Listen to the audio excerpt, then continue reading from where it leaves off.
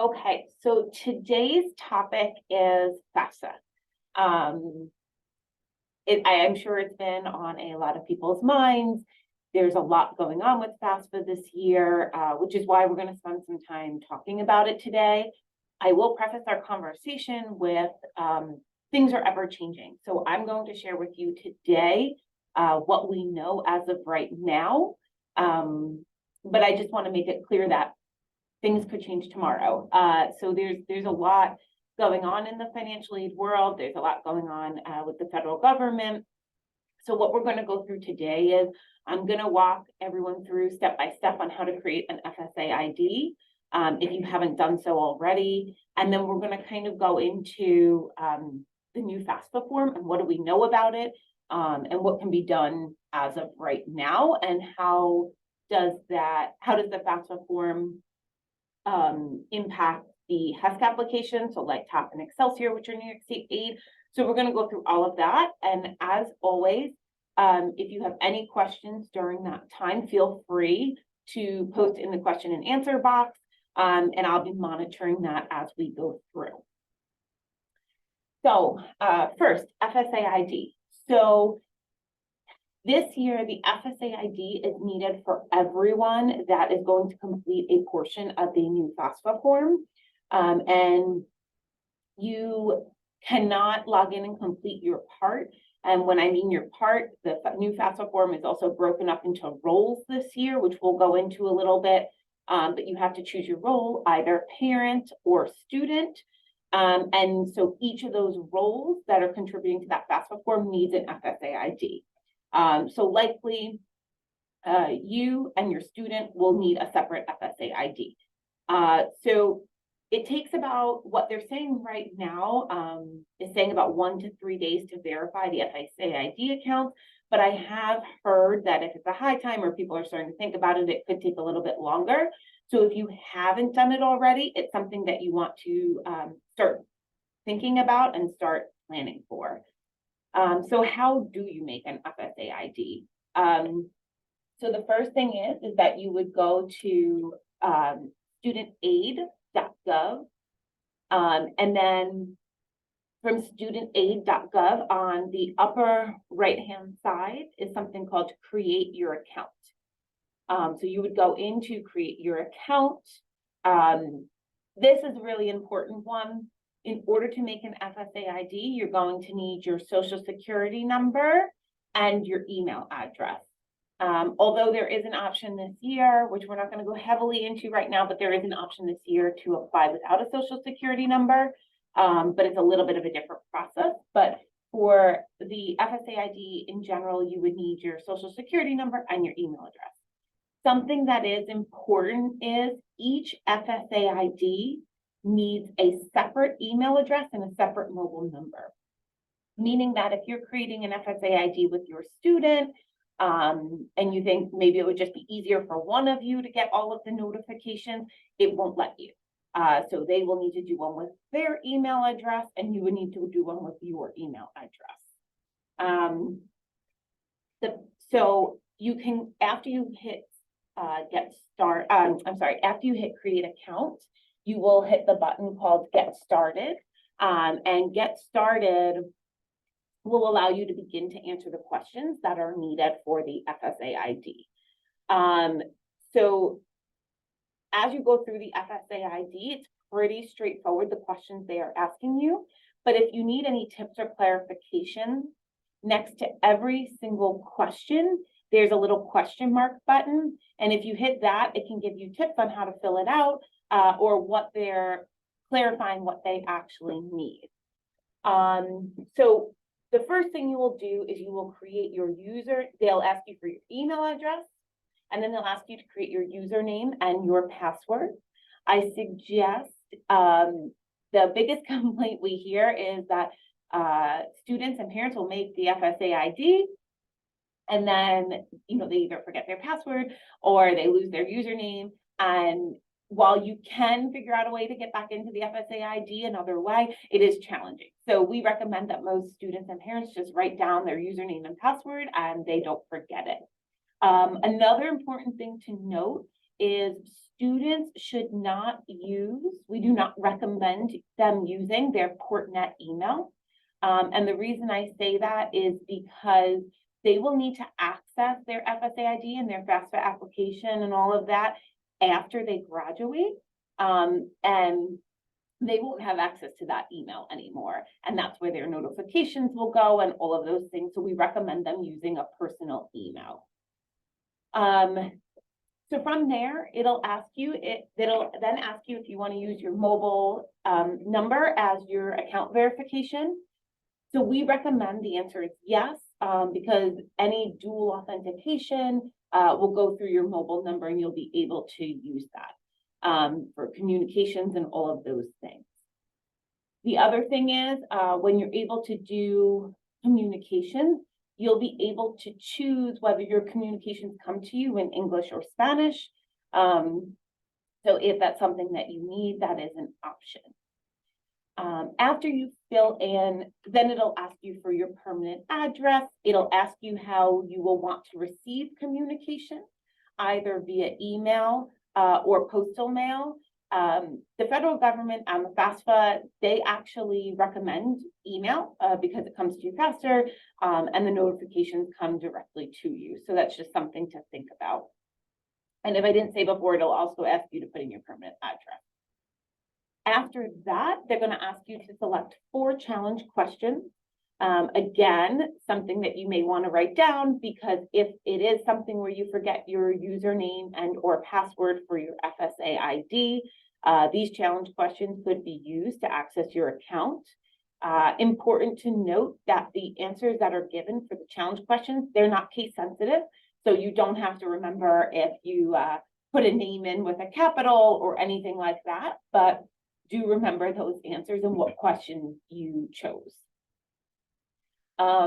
After that, after you choose your 4 challenging questions, it'll ask you to verify all of the information you put in. So it'll ask you to verify your mobile number. So you're going to click that and they're going to send you a 6-digit code to your mobile number that you'll have to put in. And then you should get a green check that that's verified. Then you would do the same thing for your email address. You'll get the 6-digit code, you'll plug that in, you get the green check. The last thing is that if you wanted to, there are apps out there that do dual authentication. If you wanted to download an app, it'll allow you to scan a QR code so you can connect that app to the dual authentication as well. After you verified all of those things for the FSA ID, it will then in turn also give you a backup code. So if none of those things work, if you don't have access to that email anymore, if you don't have that mobile number anymore, whatever the case may be, you could always put in this backup number. It does make you check a box saying that you wrote this down somewhere because you'll need to keep that in a safe place as well. After all of that, you press submit, and then like I said, it takes a couple of days to verify your social. It's verified by the Social Security Administration, and all of your information in here is verified. Important to note, it will let you log in to the FAFSA and all of that, but it won't let you do much until the account is verified. So we recommend just, waiting until the verification is done. So that is how to create an FSA ID. If you haven't done so already, that would be your first step in the financial aid process. Are there any questions regarding FSA ID or any of those sorts of things?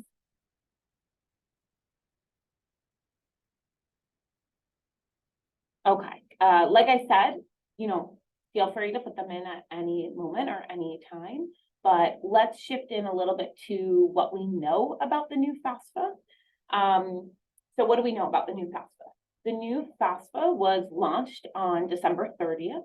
So the federal government said that it would be launched before the end of the year. And they did that. They launched December 30th. What is the major change that was not anticipated, or depending on who you talk to, maybe it was anticipated, is they changed the full-on launch to a soft launch. So what does that mean? What does that mean for you? What does that mean for colleges? So our understanding right now, and like I said in the beginning of the chat, everything is ever changing. So this is the information that we have as of right now, as of today. The soft launch indicates that the federal government can take the FAFSA offline at any time. So there are still updates that need to be made. There are still maintenance things that need to be done, check things that need to be done with the application. There's still parts of the application that when there's a lot of applicants on it, it's getting overwhelmed. So important to note that that is what the soft launch indicates, that the FAFSA may or may not be available 24 hours a day, 7 days a week. My understanding is from some people that I spoke to is it's getting slightly better. I heard somewhere about the first day that it was only open for like an hour, 2 hours max. I heard that yesterday it may have been open for 6 hours. So it's relatively getting better, but the important thing to note is right now, we do not have an end date for a soft launch. So this could continue through the financial aid season, which could, make it challenging. So I recommend if you haven't submitted your FAFSA already or were not able to get on, and you do have your FSA ID, you and your student do both have your FSA ID, to keep trying to get on the application, because you may just, get lucky one day and be able to log in. So that's what the soft launch indicates. And like I said, right now we have no deadline for the soft launch. One thing to note though about all of this and how this is, transcribed over the weeks is that a lot of colleges may or may not be working on moving their FAFSA deadlines, but I do know of a couple colleges out there that are still saying, their deadline to have FAFSA in for a student is January 15th. And I have heard also some students say that some of their colleges are requesting it by February 1st. So these deadlines are right around the corner. And with all of the challenges with the new launch of the FAFSA, I recommend if you are in that situation and you are having trouble getting on to either the FAFSA application, or you get on and you finish part of it and then you get logged out because the system, for whatever reason, colleges are aware of these challenges and what's going on in the federal government with the new FAFSA form. So I recommend that you reach out to the college if they're staying with their deadline and you think it's going to be an issue, getting it in by their deadline. So I definitely recommend if, the college is still on the student's radar or the college is still on the list, to make sure that you are communicating with that admissions office or even their financial aid office, however the college is telling you to connect with someone, to let them know that there are challenges. I mean, they know they're out there, but just indicating and see if there's any, pushback of the deadline or what you can do to make sure you ensure that you can get financial aid for your student. So that's something that we've heard that's creating a little bit of stress. So the other thing that is new to this FAFSA, which is very good news, is the list of colleges were expanded to 20. So it used to be that you used to put in your top colleges on the FAFSA, and then if you got your financial aid package back and you realized you actually wanted to go to another college on your list, you'd have to go in and change the colleges. So the college, the other colleges would then get your FAFSA. So the colleges have now expanded to 20 options. So that's good news. So most students can fit their whole list on the FAFSA form now. So all colleges will be notified when you fill out the FAFSA. On that note, colleges also, it is our understanding, and with all of these soft launch going on, we don't know if this is going to be pushed back either, but back in December when we attended the webinar, it is our understanding that colleges are not even getting FAFSA information at earliest till the very end of January. So even if you fill it out now, they will not be able to download it on their end till the very end of January, beginning of February. So if that's also, if you're expecting, if you fill out your FAFSA and then call the financial aid office and say, you know, hey, I filled it out, and you're talking about, it's likely that they won't have it yet. So that's just something to keep in mind too. All of the deadlines have kind of been pushed due to this soft launch and this new launch of FAFSA. So that is something to definitely keep in mind. And that's what we know as of right now, the end of January, the end of January or beginning of February. We don't know how that's going to impact the soft launch as well. If you don't know, I think you've also heard a lot about contributors.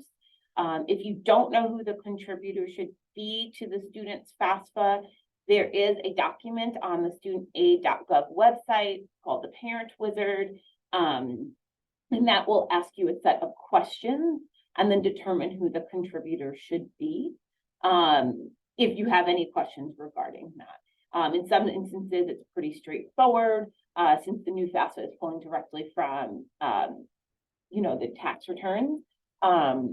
But if there is any question regarding that, if you go to studentaid.gov and type in Parent Wizard, there is a document that will ask you questions to figure out who should be the student's contributor.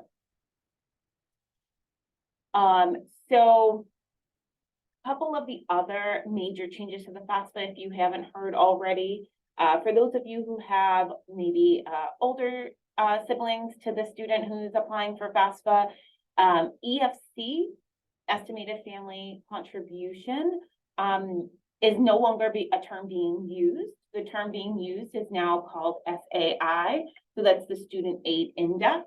So that's a change. So if you hear someone say SAI, they're really referring to the old EFC. So that's just a a name change. So the calculations are slightly different, but that's something for the financial aid office to also worry about. So another thing that was changed to this new FAFSA form, if you haven't heard already, it will not ask if there are multiple students in college. So it used to ask that if there were multiple students in college, and the EFC used to get split up and all of that. That's no longer happening. So it's only going to be about the student that you're applying for. Apparently there is a way later on to go back either to the school or to and indicate if there are other students in college, but right now that's kind of unclear, but it is not part of the FAFSA form as of right now. So it will not ask if there are other students in college. So that's a major change. So how does it relate now to the HESC forms? So HESC, the Higher Ed Services Corporation. So New York HESC is what houses our TAP application, which is the tuition assistance program for New York State students going to New York State schools, and the Excelsior Scholarship, which is also a New York State scholarship. In the past, the FAFSA has if you filled out the FAFSA and then went to fill out a TAP or Excelsior application, it would pre-fill a lot of the information into your TAP and Excelsior application. And then you would just have to fill out the main questions regarding TAP and Excelsior. This year, unfortunately, because the FAFSA is new and all of the software that they're using is new, it's not talking to a lot of other systems yet. So as of right now, as of today, if you went in and did the TAP application after you did the FAFSA or the Excelsior application, it would not be pre-filled. So you would have to fill out all of the information again on those applications in order to submit them. So that may be just something to think about while you're putting out your financial aid timeline, that it may take you a little bit longer to fill out because it won't be pre-filled. So that is an option. Are there any questions thus far regarding FAFSA, regarding FSAID, regarding how the colleges are looking at it?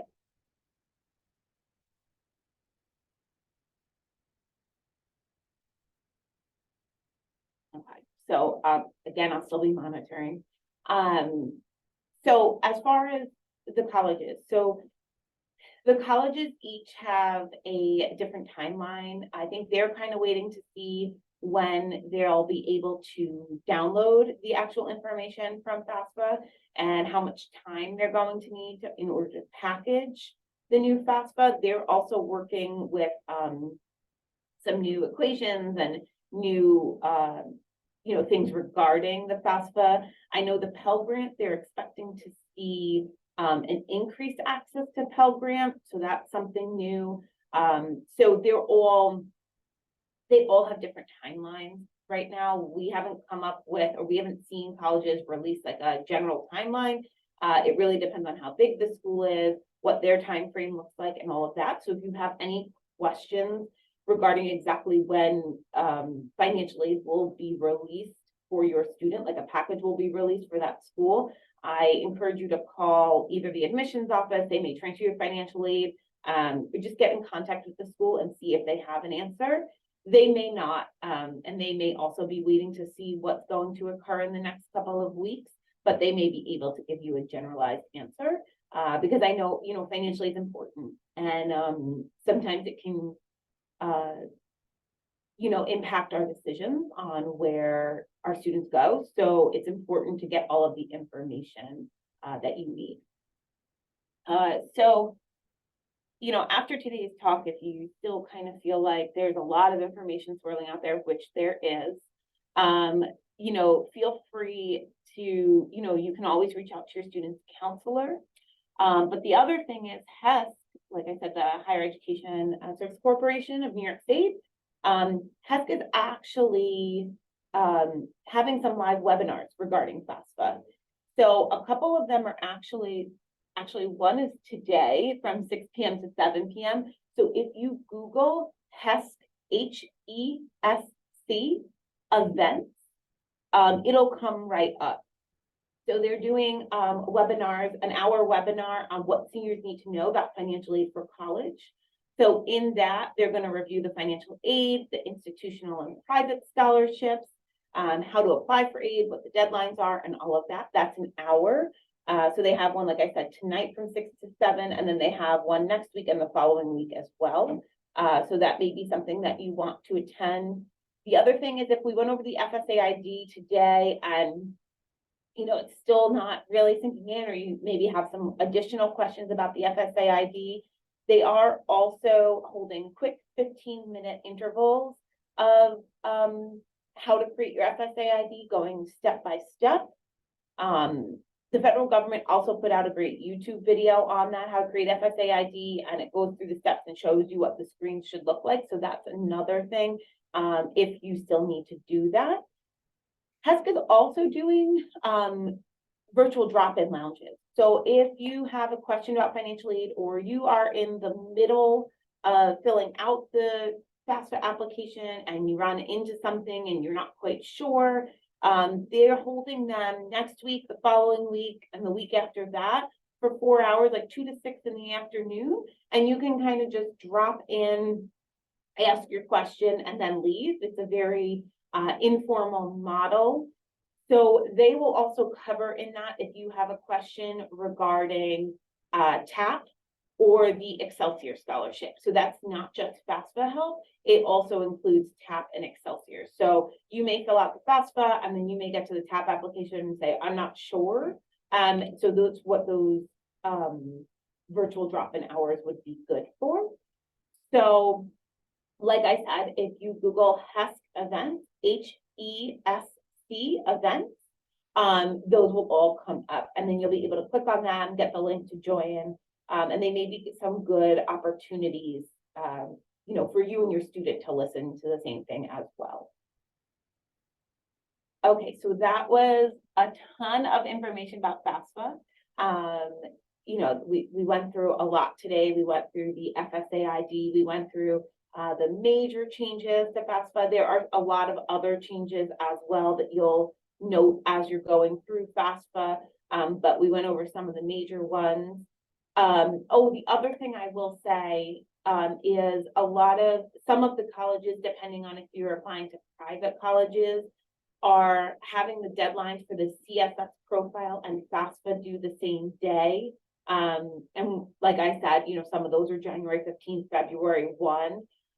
Just make sure that when you call, if that is, pertains to you or your student, and a school that you're applying to, make sure you indicate with the school if you call about the FAFSA deadline, are they still looking for that CSS profile, for that deadline, since there's been no changes to the CSS profile and that is still working as it has in the past.